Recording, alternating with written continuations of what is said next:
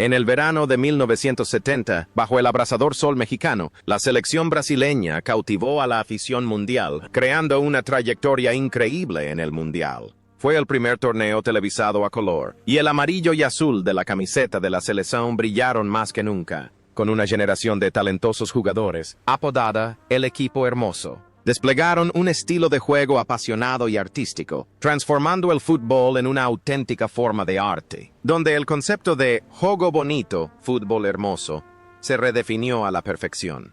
No solo lograron el éxito definitivo de la Copa Jules Rimet, sino que también se convirtieron en una parte inolvidable de la memoria de toda la humanidad.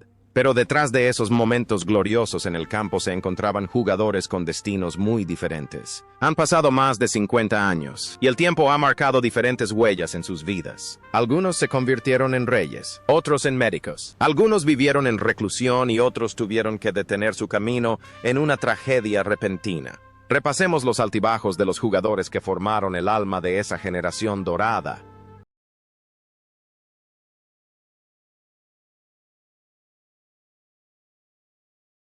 Pelé, Edson Arantes do Nascimento, a los 29 años, asumió el rol de delantero y centrocampista ofensivo en la selección brasileña de 1970.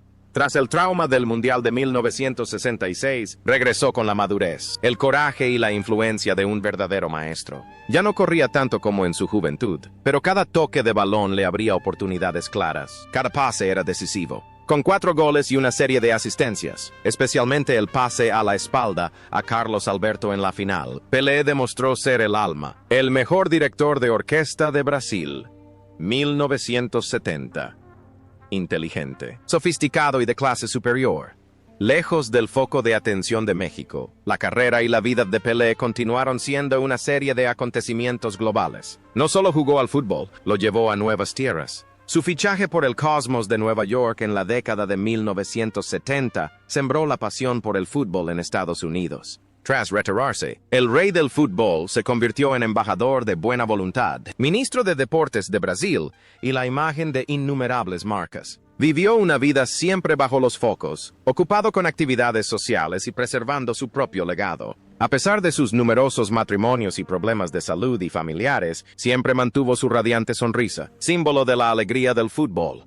Lo que vale la pena reflexionar es la similitud entre Pelé en la cancha y Pelé fuera de ella. En la cancha, era el centro de cada balón. Fuera de ella, era el centro de atención mundial. Nació para ser una estrella inquebrantable, un hombre que lideró las expectativas de toda una nación.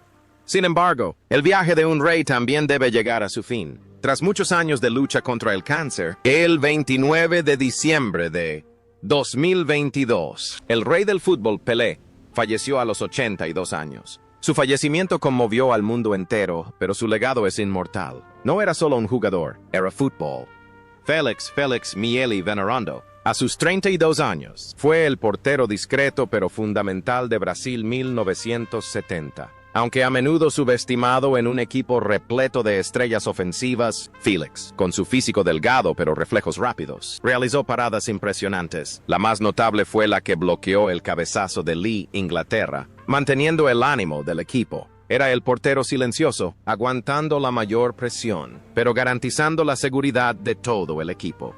Tras el Mundial, Félix dejó de ser tan solicitado como sus compañeros. Se retiró y vivió una vida bastante difícil, trabajando como vendedor y director comercial para ganarse la vida. Siempre sintió tristeza en el corazón porque sentía que sus esfuerzos no eran debidamente reconocidos. Sin embargo, seguía siendo un padre y esposo dedicado, viviendo una vida honesta y sencilla.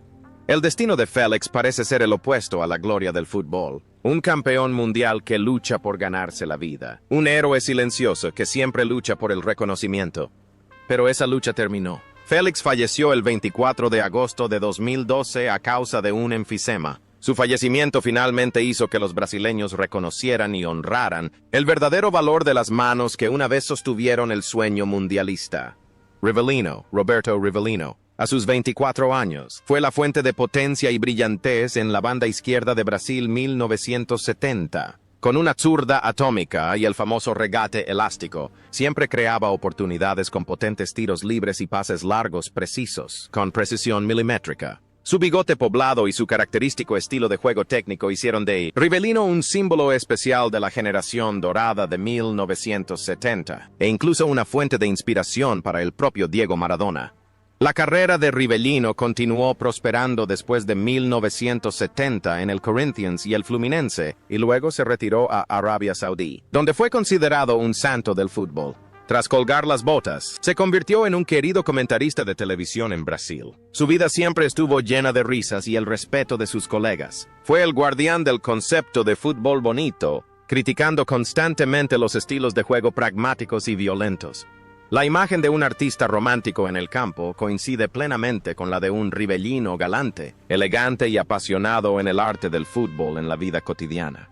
Hoy en día, Rivellino sigue vivo y coleando, apareciendo regularmente en televisión. Y su elástico sigue siendo la primera lección para todo niño brasileño que quiera jugar al fútbol. Gerson de Oliveira Nunes, a sus 29 años, era el cerebro de la selección brasileña de 1970. Si Pelé era el rey, Gerson era quien marcaba el ritmo y regulaba cada jugada del equipo. Con una zurda tenaz y una maestría para controlar el juego, decidía cuándo Brasil debía atacar o defender. El gol de Gerson para el 2-1 en la final se convirtió en el punto de inflexión decisivo. Un disparo de larga distancia, preciso, que demostró su influencia crucial en el juego del equipo. Tras su gloria, Gerson continuó como entrenador de mediocampo en clubes nacionales. Sin embargo, su vida también se vio envuelta en una famosa controversia en Brasil llamada Ley Gerson, originada por un anuncio de cigarrillos en el que participó, que transmitía el mensaje de que le gustaba tomar atajos para obtener beneficios. Le llevó muchos años explicar que siempre promovía la integridad. Tras retirarse, se convirtió en un famoso comentarista de radio. Su voz clara y su personalidad directa aún dominan los programas, como él controlaba los partidos. Un cerebro en el campo y una boca aguda en la radio, Gerson siempre ha sido alguien que controla el juego a su manera. Actualmente, Gerson aún vive en Río de Janeiro, aunque su salud ha empeorado con la edad. El espíritu de lucha y el pensamiento agudo del pie izquierdo de oro nunca se han desvanecido. Tostão, Eduardo Gonçalves de Andrade. A sus 23 años, fue un genio paradójico en la selección brasileña de 1970. Aunque jugaba como delantero, no se basaba en la fuerza, sino en la inteligencia y la sutileza de movimientos, convirtiéndose en el primer ejemplo del rol de falso 9. Sus desmarques por la banda constantemente estiraban la defensa rival, abriendo espacios para que Pelé y Jairzinho brillaran. Lo que lo hizo aún más notable fue que jugó todo el torneo con un solo ojo, tras ser operado recientemente de un desprendimiento de retina, asumiendo el riesgo de perder la vista para contribuir con la selección nacional. La tragedia y la fortuna de Tostão llegaron pronto. Apenas 3 años después de su gloria mundialista, a los 26 años, se vio obligado a retirarse debido a una lesión ocular recurrente. Pero fue entonces cuando escribió otra historia extraordinaria. Tostão ingresó en la Facultad de Medicina, se recibió de médico y vivió recluido, rechazando toda atención futbolística durante décadas. Más tarde, regresó como uno de los comentaristas y periodistas de fútbol más perspicaces e intelectuales de Brasil. La conexión entre su rol en el campo y su vida es clara. Sabiduría. En el campo, usa su mente para jugar al fútbol, y fuera de él, la usa para sanar y escribir. Hoy, Tostão disfruta de su vejez, respetado no solo como una leyenda del fútbol, sino también como un gran intelectual, un filósofo del fútbol de pluma afilada. Hércules Brito Ruas, de 30 años, era un central sólido y considerado la roca de Brasil 1970. Con un estilo de juego fuerte y físico, Brito asumió las tareas difíciles y agresivas esenciales para frenar al rival en un equipo repleto de talentos. Fue él quien realizó el trabajo feo, pero importante, permitiendo que sus compañeros brillaran en el campo.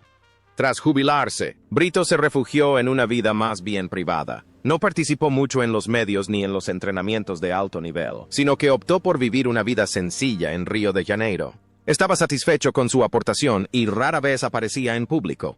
Su dureza y frialdad en el campo parecen reflejar su manera de afrontar la fama, dejarla atrás con decisión para encontrar la paz. Actualmente, Brito aún vive una vejez apacible, siendo uno de los últimos testigos vivos de la antigua línea defensiva de acero.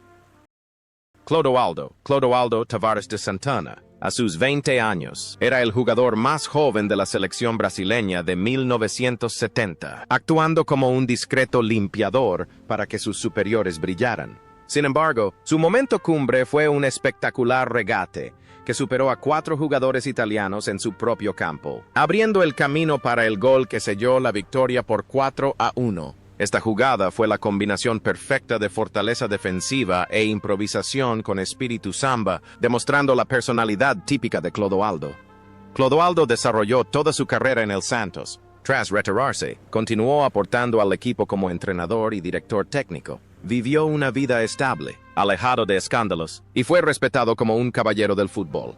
La serenidad y seguridad de Clodoaldo en la cancha a los 20 años se trasladaron a su vida. Una carrera y un estilo de vida sólidos, leales y confiables. Hoy en día, Clodoaldo sigue siendo una figura destacada en Santos, un símbolo de lealtad y devoción. Wilson Piazza, de 27 años, era centrocampista, pero sacrificó su posición para jugar de central en el Mundial de 1970 por el bien de la selección brasileña. Su adaptabilidad y sacrificio ayudaron a Brasil a contar con una defensa sólida que también dominaba el juego con el balón en los pies, convirtiéndose en un punto de partida eficaz para los ataques locales. Tras su ilustre carrera con el Cruzeiro, Piazza se convirtió en un activo activista social. Ingresó en la política, llegando a ser presidente del Sindicato de Futbolistas Profesionales, luchando por los derechos y las pensiones de los exjugadores. Fue la voz de sus colegas menos afortunados. La persona que sabe sacrificarse en el campo se ha convertido en un defensor de los derechos de los demás en la vida real. Hoy en día, Piazza sigue siendo una figura respetada en la gestión deportiva brasileña. Jair Ventura Filho, a sus 25 años, fue un símbolo de poder y explosividad en la selección brasileña del Mundial de 1970. Apodado La Tormenta, estableció un récord sin precedentes al anotar en todos los partidos de Brasil, con un total de 7 goles en 6 encuentros. Con una velocidad aterradora y una fuerza física desbordante, Jairzinho era como un tanque que barría la banda derecha, presionando constantemente y sembrando el terror en la defensa rival. Tras ese torneo inolvidable, Jairzinho continuó su aventura en numerosos clubes de Francia, Venezuela y Bolivia. Tras retirarse, su contribución fue aún mayor que la de los goles. Fueron sus ojos azules los que descubrieron el talento de Alien Ronaldo de Lima cuando el niño tenía tan solo 14 años, abriendo una nueva era para el fútbol brasileño. La vida de Jairzinho es bastante tranquila en comparación con la de sus compañeros. Se centra en el entrenamiento de juveniles y a veces aparece en eventos conmemorativos. Entre la cancha y la vida, Jairzinho es una transición interesante. En la cancha es feroz y ruidoso como una tormenta, pero fuera de ella es un maestro silencioso, que nutre el futuro con discreción. Hoy, a los 70 años, Jairzinho sigue vivo y bien y continúa siendo un testigo vivo, un monumento que cuenta historias heroicas del pasado a las generaciones más jóvenes. Everaldo Marques da Silva, a sus 25 años, fue un lateral izquierdo sólido y fiable para Brasil en 1970, equilibrando el ataque de Carlos Alberto en la banda contraria. Su estilo de juego era simple pero feroz y extremadamente efectivo, aportando estabilidad a la defensa. La estrella dorada. En el escudo del gremio hoy rinde homenaje a Everaldo, el primer campeón del mundo del club. Everaldo estaba en la cima de su carrera, considerado el mejor lateral izquierdo de Brasil en aquel momento, y había comenzado su carrera política con el objetivo de ayudar a la comunidad empobrecida en la que nació. Su futuro parecía prometedor, tanto en fama deportiva como en estatus social. La solidez en el campo promete una vida sólida. Sin embargo, la tragedia golpeó con más brutalidad. El 27 de octubre de 1974, cuando su coche sufrió un terrible accidente, Everaldo falleció instantáneamente junto con su esposa e hija. Falleció a los 30 años, dejando tras de sí un estado de profunda conmoción. La estrella se extinguió en su máximo esplendor, dejando un dolor inconsolable en los corazones de la afición del gremio y de Brasil. Carlos Alberto Torres, lateral derecho y capitán de Brasil en 1970, se convirtió a los 25 años en un símbolo de defensa ejemplar y majestuosa. Si Pelé era el alma del equipo, Carlos Alberto era el corazón y la voz imponente, jugando siempre con aplomo y confianza. No solo era sólido en defensa, sino que también solía subir al ataque como un auténtico extremo. El momento que inmortalizó su nombre fue el golazo contra Italia en la final, considerado el gol más hermoso de la historia de los mundiales. La perfecta cristalización del legendario juego colectivo de Brasil, 1970. Tras su apogeo en 1970, Carlos Alberto continuó cosechando éxitos con el Santos y posteriormente se reencontró con Pelé en el Cosmos de Nueva York. Al retirarse, se dedicó a la dirección técnica y cosechó cierto éxito, llevando al Flamengo al campeonato nacional. También se convirtió en un comentarista astuto, conocido por su personalidad franca y confrontativa, al igual que su forma de jugar en el campo. Su vida estuvo ligada al fútbol hasta el último momento, siempre como un guía espiritual para las generaciones más jóvenes. La imagen de el capitán en el campo llegó a su vida de una forma extraña. Siempre fue un líder, alguien que se atrevía a hablar, actuar y exigir la perfección. Sin embargo, ese corazón fuerte dejó de latir repentinamente. El 25 de octubre de 2016, Carlos Alberto falleció de un infarto a los 72 años. El gran capitán ya no estaba, pero su imagen besando el trofeo de la diosa dorada es para siempre un símbolo de victoria.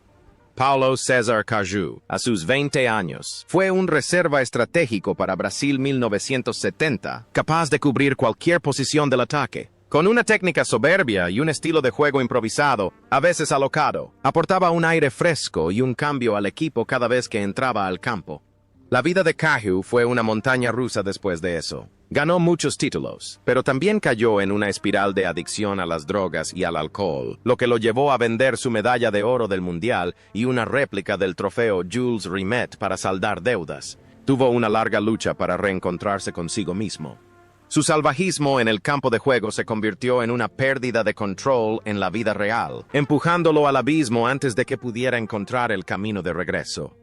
Hoy, después de rehabilitarse con éxito de su adicción, Paulo César se ha convertido en un comentarista y un modelo a seguir para los jóvenes, viviendo una vida más tranquila y encontrando la paz.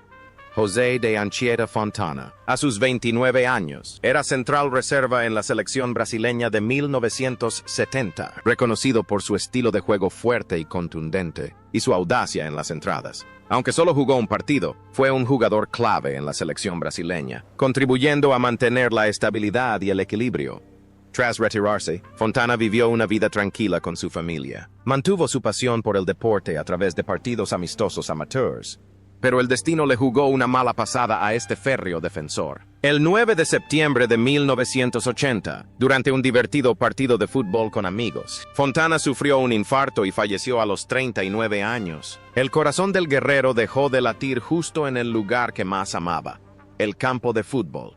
Roberto López de Miranda, a sus 26 años, fue el delantero estrella de la fase de clasificación, anotando el golazo que ayudó a Brasil a clasificarse para el Mundial de 1970. Sin embargo, al entrar en el torneo, el entrenador Zagallo tomó una decisión táctica audaz: sacrificar a un delantero típico como Roberto para usar a Tostão, un falso 9, y optimizar el espacio para Pelé. En México, Roberto jugó 2 partidos, desempeñando un papel estratégico, como un torbellino de fuerza física lanzado cuando el rival estaba cansado. Fue un héroe silencioso, dispuesto a dar un paso atrás por el bien común sin quejarse.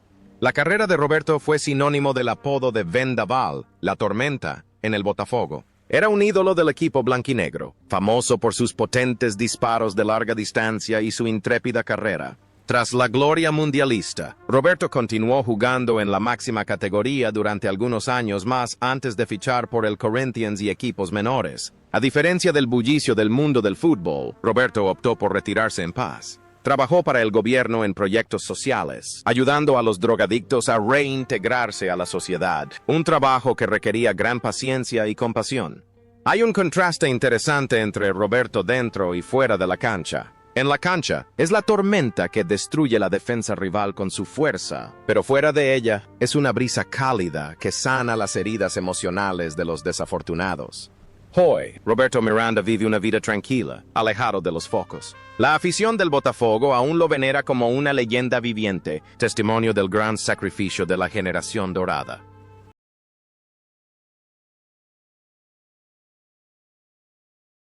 Edu Jonas Eduardo Américo, a sus 20 años, fue un verdadero prodigio del fútbol brasileño. Fue convocado a la selección nacional para el Mundial de 1966 a los 16 años, y para 1970 se había convertido en un veterano campeón mundial a pesar de ser suplente. Dotado de una excelente técnica individual, Edu era comparado con un artista de circo con el balón. Aunque no podía competir por el puesto de árbitro con el excelente Rivellino cada vez que entraba al campo, como en el partido contra Rumanía, entusiasmaba a la grada con su hábil regate, provocando a la defensa rival. Como verdadero discípulo de Pelé en el Santos, la carrera de Edu fue brillante con los colores de este club. Dedicó casi toda su juventud al Santos, ganando innumerables títulos nacionales. Tras colgar las botas, Edu nunca dejó el balón. Abrió escuelas de fútbol, organizó campamentos de verano internacionales y enseñó el espíritu del gogo bonito a niños de todo el mundo. Siempre mantuvo una sonrisa radiante y un porte alegre, como el joven que solía bailar en la banda. La conexión entre Edu, el jugador, y Edu en la vida real es la alegría. En el campo, juega al fútbol para encontrar alegría. Fuera del campo, usa el fútbol para alegrar a los niños. Hoy, Edu sigue sano y activo. Participa regularmente en partidos benéficos con la selección brasileña de veteranos y sus piernas mágicas parecen no querer descansar. Dada Maravilla, Dario José dos Santos, de 24 años, es una figura única en la historia del fútbol brasileño. No posee la técnica superlativa de Pelé o Tostão, e incluso es criticado por su torpeza, pero posee un arma letal, la capacidad de saltar y detenerse en el aire como un helicóptero. Él mismo declaró con orgullo: solo hay 3 cosas que pueden detenerse en el aire: los colibríes, los helicópteros y Dada. En el Mundial de 1970, Dada no jugó ni un solo minuto, pero su presencia infundió una energía positiva inagotable gracias a su humor y optimismo. Tras el torneo, Dada se convirtió en un goleador legendario del Atlético Mineiro y del fútbol brasileño en general, anotando más de 900 goles en su carrera. Era conocido por sus declaraciones escandalosas, sus celebraciones excéntricas y su encantadora confianza. Tras retirarse, Dada aprovechó su elocuencia para convertirse en comentarista de televisión y una estrella del entretenimiento muy solicitada, convirtiendo su vida en un escenario de comedia donde era un actor principal muy querido. La imagen de un Dada flotante y ruidoso en el campo se ha aplicado a la perfección a su vida. Vive una vida liberal y brillante y siempre sabe cómo hacer que se le mencione.